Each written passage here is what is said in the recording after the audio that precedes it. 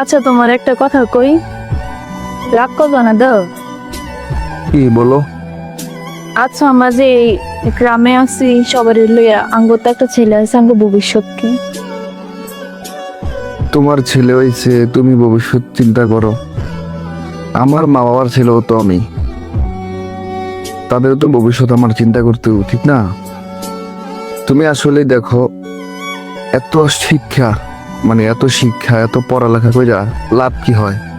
যদি আমি শহরে থাকতে হয়, আমার বৃদ্ধ বাবা মা গ্রামে থাকতে হয়, তাদেরকে আমরা বৃদ্ধাশ্রমে রাখি।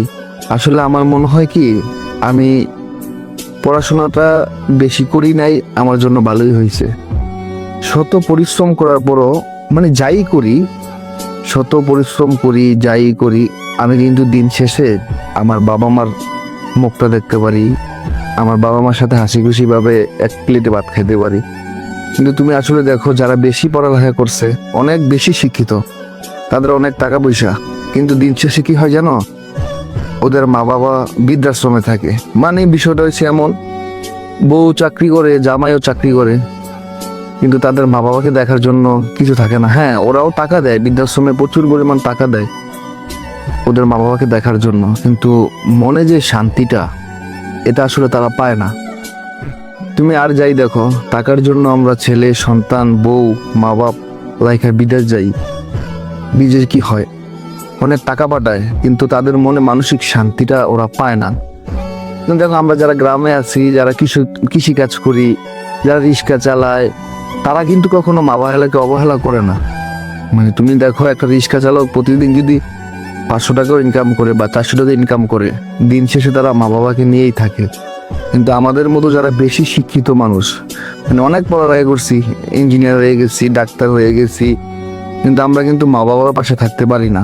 হয় কি জানো, একটু হইলে বউরে নিয়া বাড়া বাসায় জায়গা, শহরে জায়গা, ফ্ল্যাটে থাকে, কিন্তু মারও কিছু বলতে পারে না, বউরও কিছু বলতে পারে না, বললে ঝগড়া হয়ে যায়। তার কারণে অনেক ছেলে বুকে পাথর চাপা দিয়া তারা শহরে থাকে তার ওয়াইফ নিয়ে। ঈদ ঈদ, বছরে একটা ঈদ তাও করতে আসতে পারে না। ওই যে হিংসা করে, আসলে মারি দিতে হবে, বাইরে দিতে হবে, এই কারণে ওরা আসতে পারে না।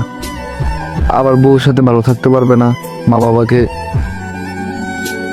ম্যাক্সিমাম মানুষ বুকে কষ্ট চাপা রাইখা তোমার শহরে থাকে। ছেলেরা আসলে নিজে দিত। এই যে তুমি এখন বললা তোমার ছেলের ভবিষ্যৎ কি আর তোমার ভবিষ্যৎ কি, আমিও যদি এরকমই হইতাম, আমি যদি একটু ভালো করে চাকরি করতাম, শহরে থাকতাম, আমি কিন্তু আমার মা বাবার সাথে থাকতে পারতাম না।